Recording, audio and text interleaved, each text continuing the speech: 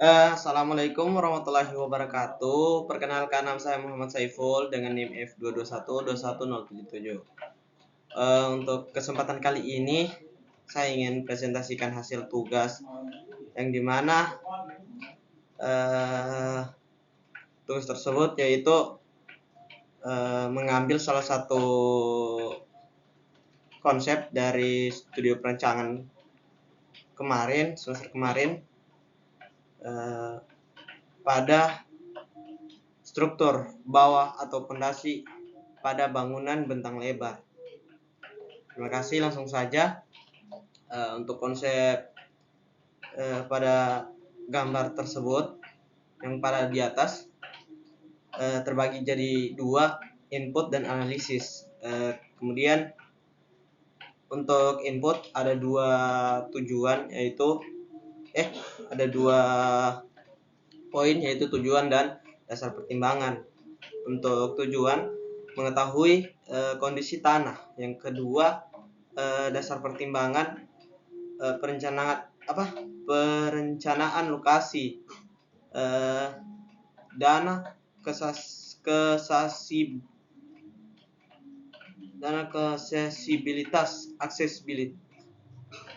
aksesibilitas yang mudah, kondisional ilmiah, keadaan iklim dan cuaca, serta potensi pendukung dan penghambat pada lokasi. Untuk site analisisnya, site berada di Pulau Sulawesi yang terletak pada Sulawesi Tengah, provinsi Kota Palu. Yang kita ambil itu ada di area Universitas Tadulako. Lokasi berada di Kota Palu, provinsi Sulawesi Tengah. Untuk luas lokasi tersebut sekitar kurang lebih 5 hektar dengan kondisi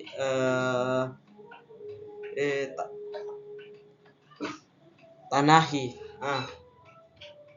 Kemudian untuk outputnya, kontur pada tapak dapat dimanfaatkan seminimal mungkin untuk melakukan contoh filagoradonsi alami, topografi dapat diciptakan dalam merancang auditorium. Untuk konsep tersebut dibuat untuk merancang sebuah tugas perancangan auditorium. Slide kedua.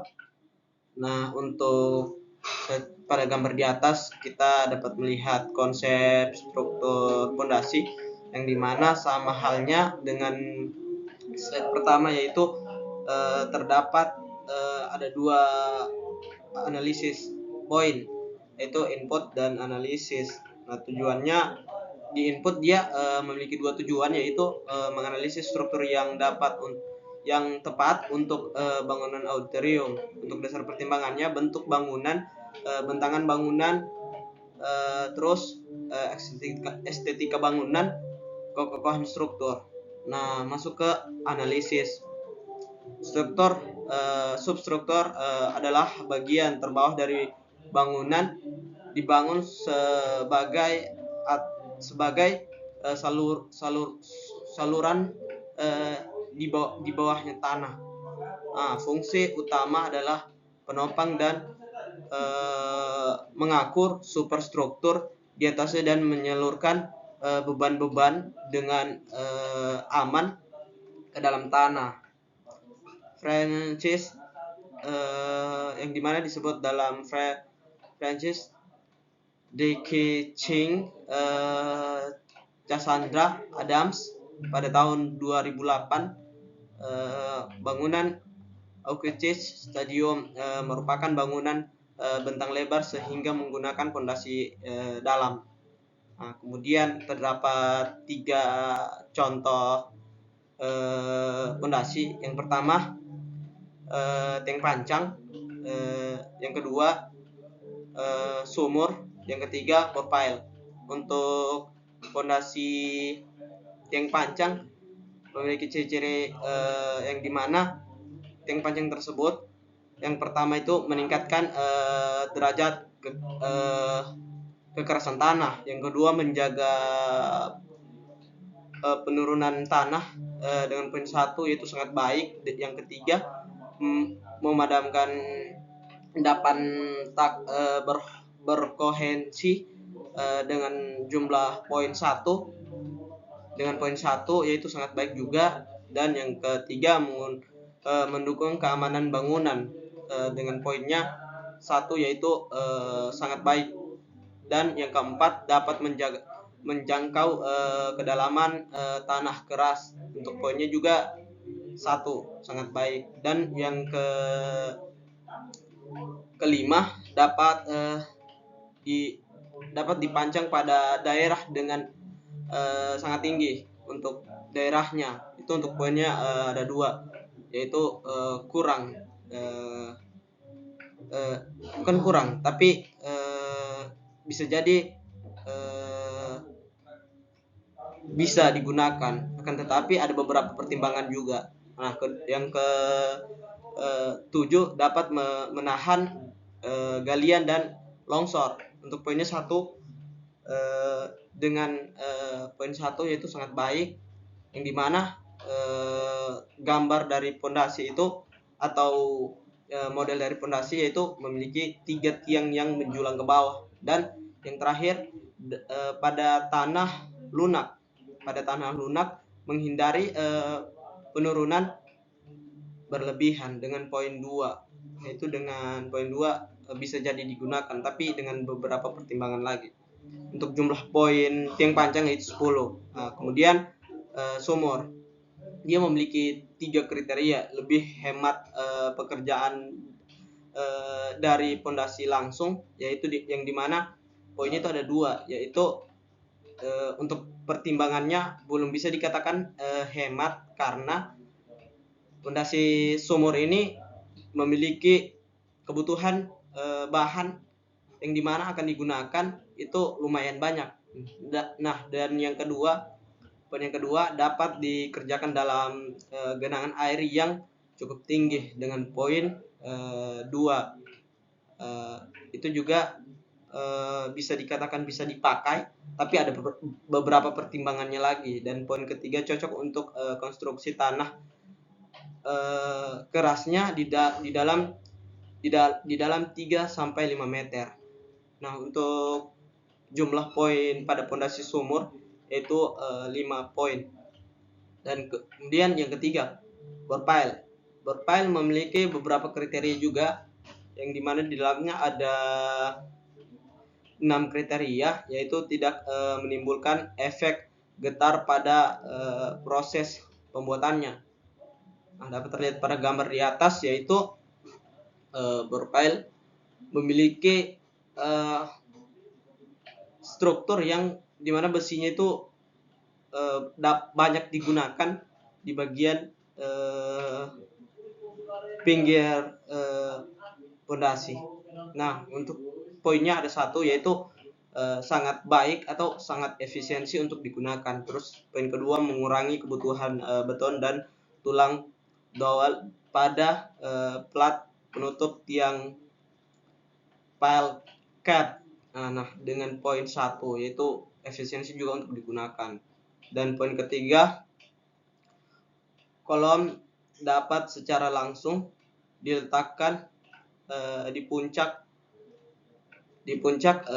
bread pile yang terlihat pada gambar di atas, yaitu ada beberapa besi atau model yang di atas itu bisa langsung ditancapkan untuk puncak ketika membangun kolom seperti itu. Kemudian ditambahkan kolom. Kemudian yang keempat, kedalaman tiang dapat diefisienkan mengikuti data lapangan. Nah, yang keempat dengan poin 1 sangat baik, dan yang kelima Berat pile dapat dipasang menembus batuan, yang dimana bor pile tersebut pada saat pemasangan itu untuk galian ke bawah itu lumayan dalam, sehingga dapat dikatakan menembus batuan.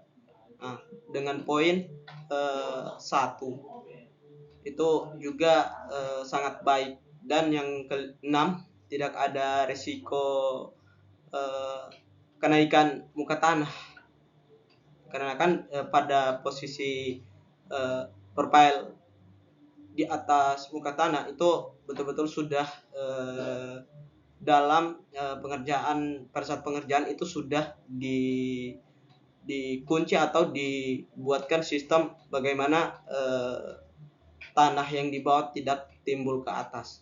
Nah, dengan bor pile itu dengan jumlah poin ada 6. Superstruktur, lanjut ke superstruktur itu pada slope atau bagian struktur yang ada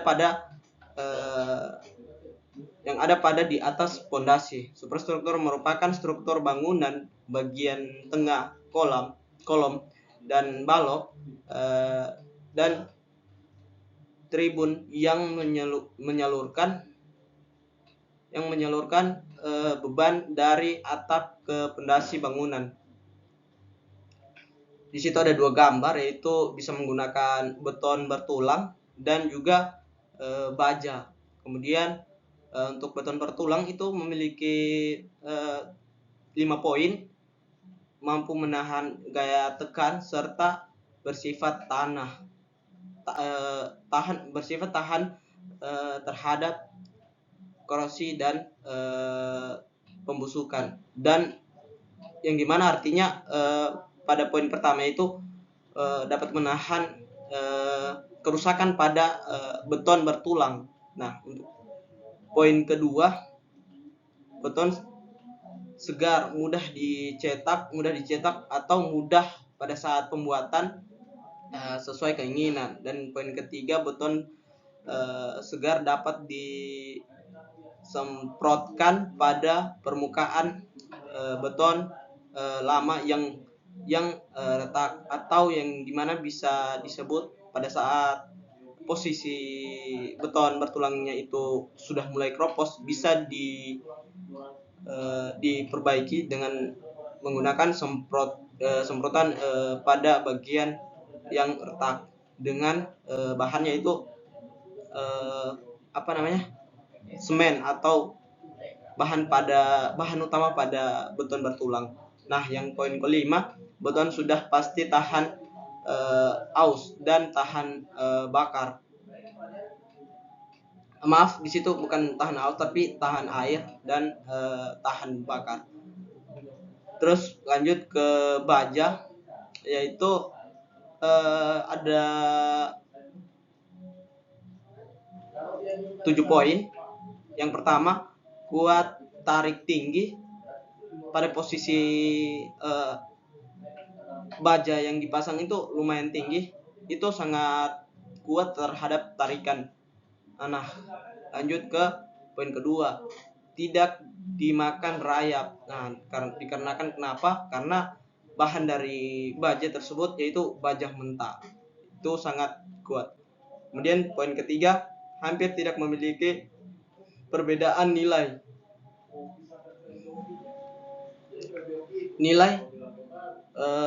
dan susut. Dan poin keempat, bisa ditarik ulang, yang dimana bisa dilepaskan atau diganti sama yang baru. Tapi posisi tersebut tidak disarankan untuk pada saat bangunan tersebut sudah selesai pengerjaan. Dan yang keempat, yaitu bidang stainless steel lebih murah. Nah, untuk harga bahan tersebut bisa terjangkau karena beberapa bangunan yang tercatat pada pembangunan itu salah satunya baja juga bisa, untuk struktur baja tersebut bisa lebih mengefisienkan untuk pembangunan suatu gedung, dikarenakan budgetnya lebih murah. Nah, dan yang keenam, bidang beton lebih lentur dan lebih ringan. Nah, untuk yang poin terakhir, bidang aluminium lebih kuat. Seperti pada ciri-ciri baja, yang dimana kita ketahui bahwa bahan baja itu sangat kuat, tahan lama, dan tidak tidak menyerap partikel-partikel yang dimana akan